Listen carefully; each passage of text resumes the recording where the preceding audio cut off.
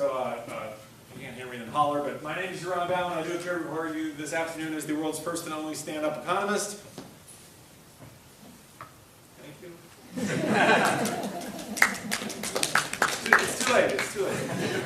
It is a niche market. I really only have one thing going for me as a stand-up economist, and that's low expectations.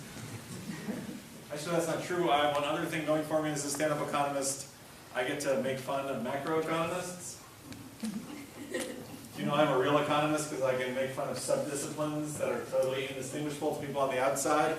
You know, people in Washington make fun of people in Oregon, and people in Alabama make fun of people in Mississippi, and people in prison make fun of people in graduate school.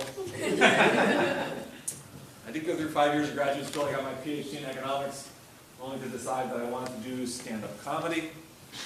You can imagine how much this thrilled my father. He told me I'd never make it as a stand-up economist, and I said, why not? And he said, because there's no demand. I ever told on stage. I said, don't worry, Dad, I'm a supply-side economist. I just stand up and let the jokes trickle down. I believe in the Laffer curve. That's just my joke to test how much economics you all know. And I kind of arrange the rest of the bit accordingly. Before we go any further, I should show you my t-shirt. It's my Enjoy Capitalism t-shirt. Made in China. Look at the tag on the back. It's actually 80% cotton and 20% irony. The interesting thing about this t-shirt is no matter where I go, people laugh at the t-shirt, but in like right-wing crowds, they're like, yeah, capitalism. Left-wing crowds, they're like, yeah, irony. Sarcasm, whatever. The other story I tell about this t-shirt is I actually bought it. People sometimes want to buy these t-shirts, and I don't tell people where I got them from because I got it from a place online. And I sent them an email and I said, look, I have this website, standupeconomist.com. It gets a reasonable amount of traffic. I could advertise your t-shirts. I could get a cut of the proceeds. Like, that sounds like a good deal. And they wrote me back and they said that they weren't interested. From which I can only conclude that they love capitalism. They're just not very good at it. So I don't advertise their website. I did live in China for 5 months back in 2011. I want to show you the place where I lived in China. This is a view from my apartment window. I lived in a housing complex in Beijing that houses 400,000 people. And I was one of 2 non-Chinese people who lived in this place. It was me and the guy that everybody there referred to as the black guy. And then one day I was walking down the street to the bus stop near my house and I saw a black guy.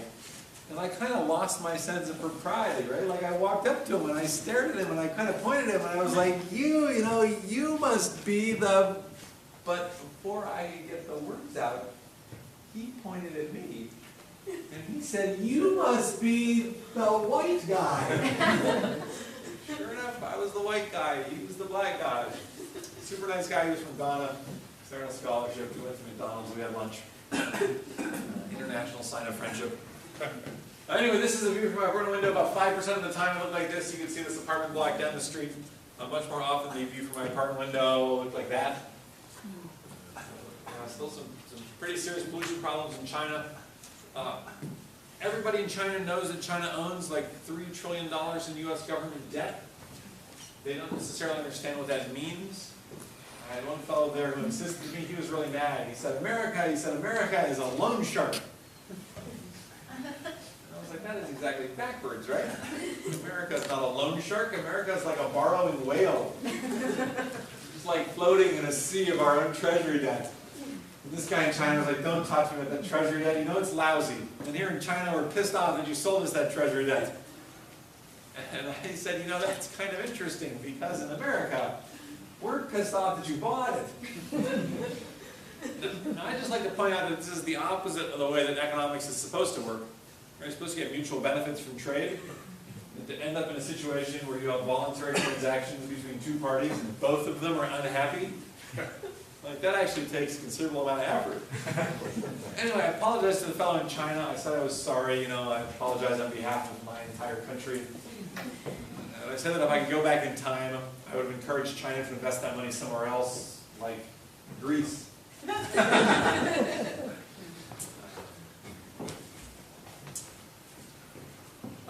Let's see. I'll do this next little bit for you. So this is a routine that's called "What to Expect When You're Expecting the Nobel Prize."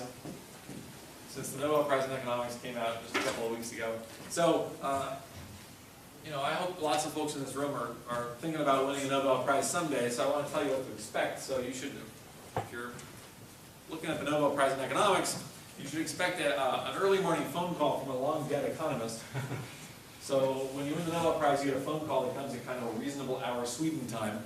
But it's 9 o'clock in the morning on the East Coast, or 6 o'clock in the morning on the East Coast, like 3 o'clock in the morning on the West Coast. They tell you that you won the Nobel Prize, and they call you back a couple minutes later. They do a phone interview and post the transcript online for everybody to see. So like, here's some of the excerpts of the interview with Edmund Phelps. The interview was conducted by the editor-in-chief of the Nobel Prize website, whose name is, well, you'll see in a moment what his name is. So here's the interview. "Hello, my student Professor Phelps, please." And he says, "Who's calling?" And the guy says, "I'm calling from the Nobel Foundation, and my name is Adam Smith." And Edmund Phelps just starts cracking up, right? Phone call at 6 o'clock in the morning for somebody claiming to be the founder of modern economics, right? And Adam Smith says, "I know it can be a hoax call with a name like that. It's a terrible burden I carry."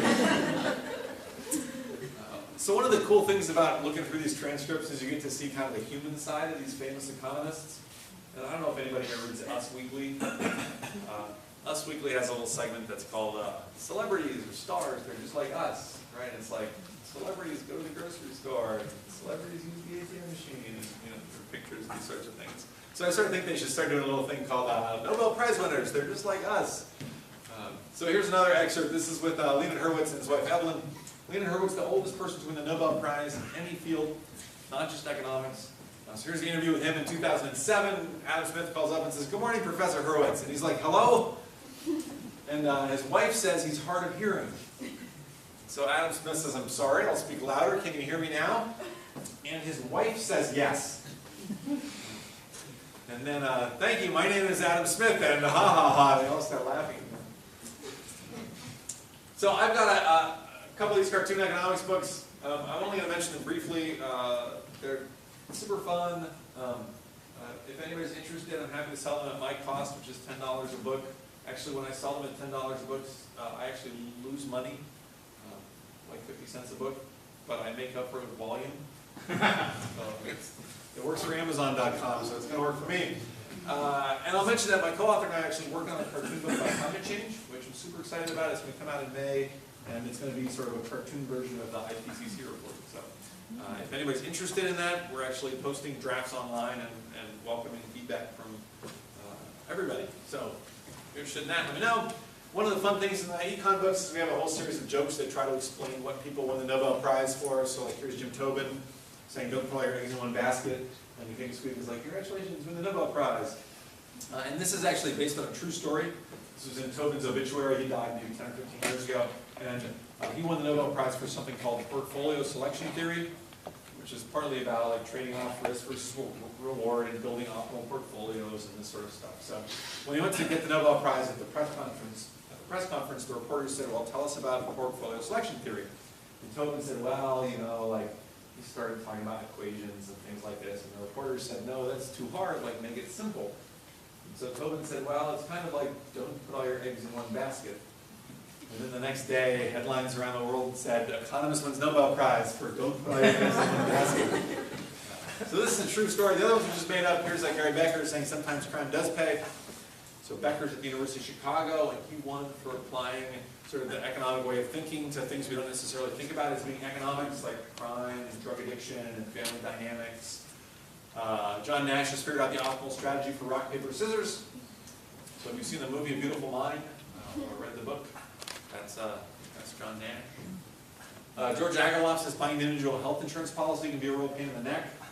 So there's a lot in the news lately about Obamacare and the individual mandate and stuff like that, and a lot of that, at least the economic theory of it, goes back to this paper, The Market for Lemons, that Agarlof wrote.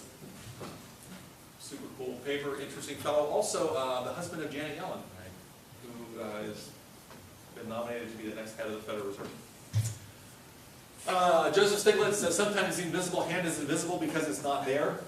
It's actually a classic Stiglitz line. Daniel Kahneman says human beings are not always rational. King Sweden's like, wow, really? So Kahneman is a psychologist at Princeton who won the Nobel Prize in economics for sort of laying the foundations of behavioral economics, for studying to what extent do people actually behave the way that rational economic models say that they do.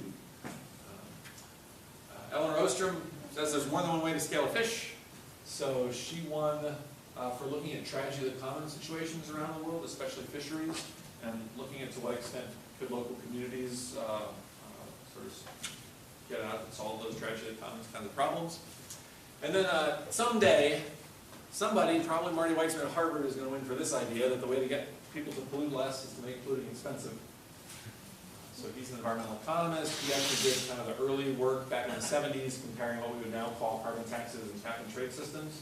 And he continues to do great work today. If you're familiar with any of the news lately about what are called fat tails in the climate world, that's a lot of the economics, the stuff that he's worked on. And this is an area that I work on also. And so I'm going to transition and sort of talk about climate change a bit, and then I will come back and tell more jokes at the end. And what I'll do with you is actually the same thing that I do with a lot of, so believe it or not, I make a living doing stand-up comedy about economics. I get to entertain a lot of corporate audiences, a lot of college audiences, and especially the corporate audiences tend to be folks who don't hear about climate change all the time. I'm fairly conservative. Florida Bankers Association, Barry Goldwater Institute, trucking executives on the banks of the Arkansas River, these sorts of folks. And so I'm going to do for you the same thing that I do with them. Except that I think you're probably a fairly receptive audience, and sometimes I feel like with the corporate audiences, like what I'll do is I'll tell people jokes for 45 minutes or something, and then I've learned that if you make people laugh for 45 minutes, then you can talk to them about anything you want for 5 or 10 minutes, and they will forgive you. So it's a little bit like the pill that you put inside the ball of meat that you feed to the dog. But I'm going to give you my climate change download in just a couple of minutes. So let's start with this fact that carbon concentrations are going up. Nobody doubts this. Nobody doubts that this is primarily driven by human activity, right? Burning fossil fuels and deforestation. Then we have this theory that says that if carbon concentrations go up, global temperatures are going to go up. This theory actually predates Al Gore. They laughed at that joke more at the Barry Goldwater Institute. It goes all the way back to this fellow, Arrhenius, who was a chemist in Sweden, and in 1896 he made the first estimate of how much global temperatures would increase if we doubled CO2 in the atmosphere, which we're on track to do kind of the middle of this century. And his estimate from 1896 of about 5 degrees Celsius, 9 degrees Fahrenheit, is still pretty close to the range that climate scientists talk about today. The big difference between where he was then and where we are now is that he thought that climate change was going to be awesome because he lived in Sweden. We tend to be a little more concerned these days about sort of changing the basic functioning of planet Earth. In any case, we were running this experiment on planet Earth for the last 150 years or so, and here are the results of the experiment going back to 1880. The blue dots are individual years, the red bars are 10-year average temperatures. Going up through the 1970s, and there's the 1980s, and there's the 1990s, and there's the 2000s. For what it's worth, there's the first few years of this decade. Temperatures going up pretty much in line with the projections of climate science. So that's the data. You may have seen a bunch of news articles lately that talk about how there's been this plateau, right? There's been no warming for the last 15 years, plus or minus. I will give you that if you give me the rest of this.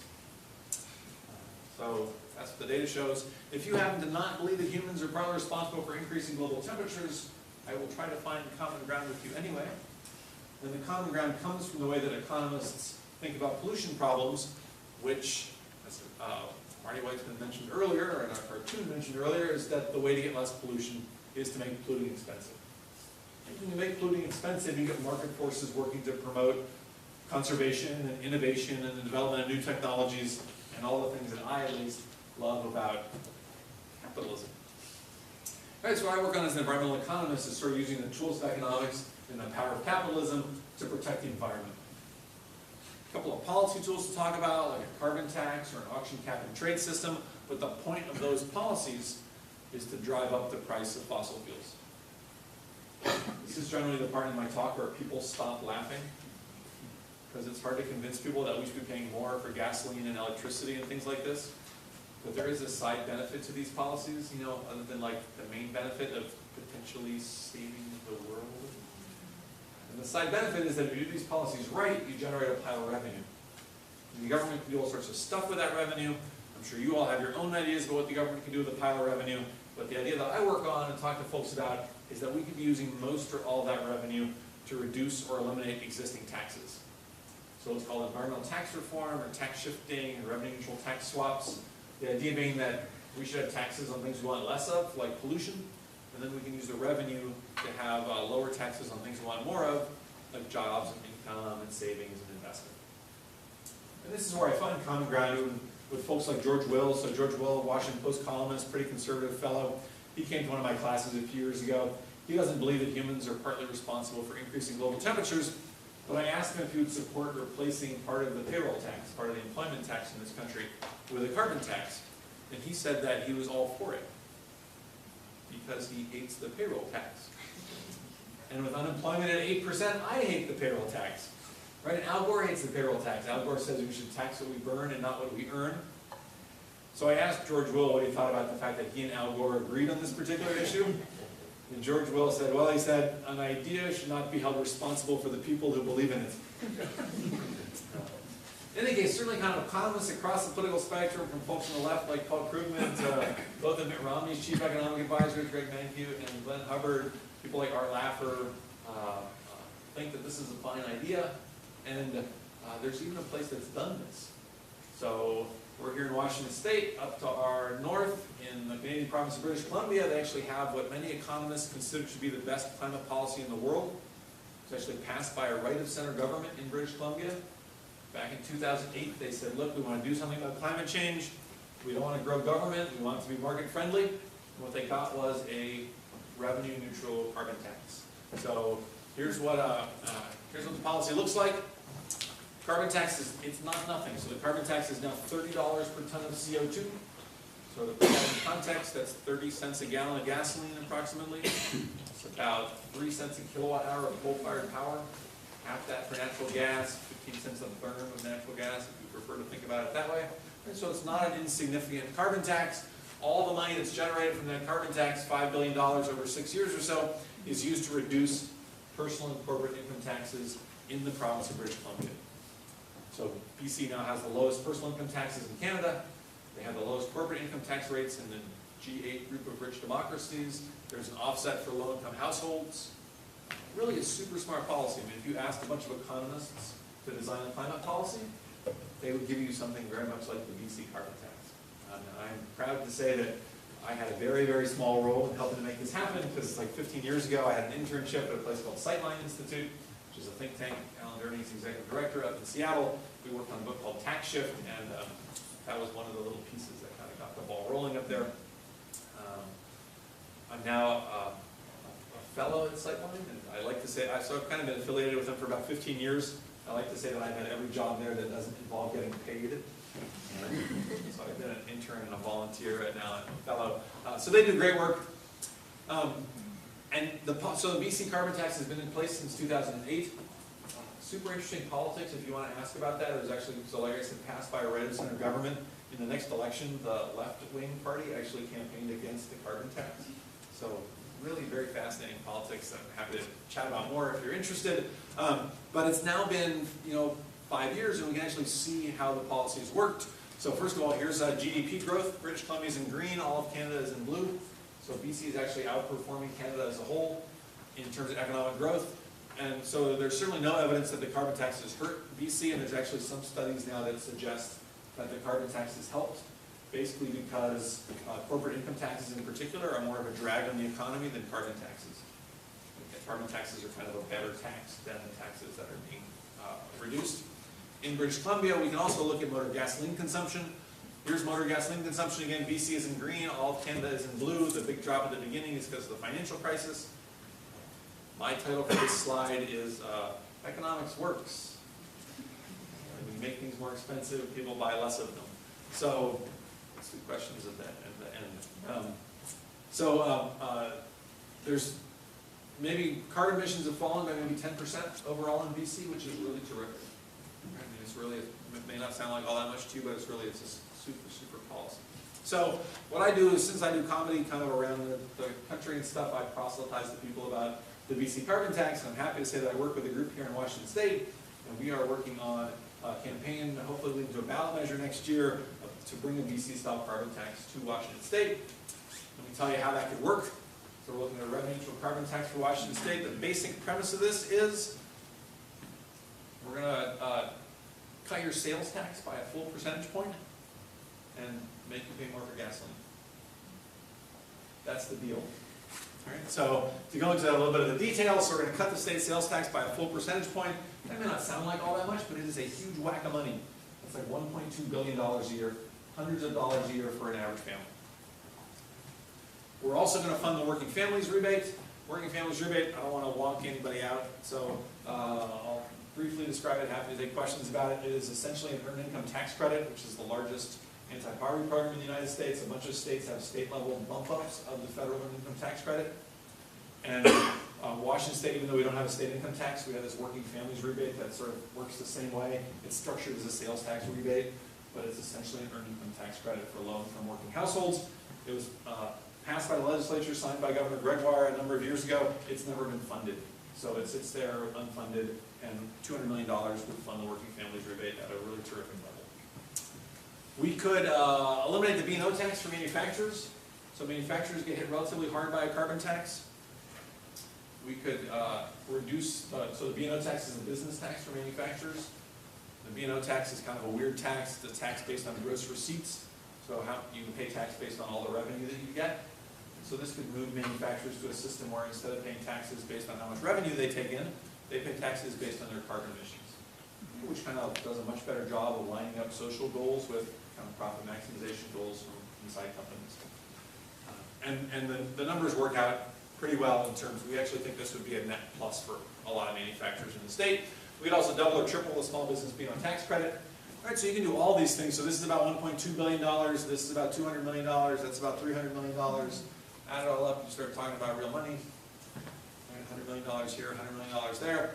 And then how do you fund it? You fund it with a carbon tax, a VC-style carbon tax. So start at, actually this says 30, but you can start at $25 per ton per year. You want to increase it kind of nominal GDP plus 1% to account for the growth of the economy, inflation, and reductions in carbon emissions.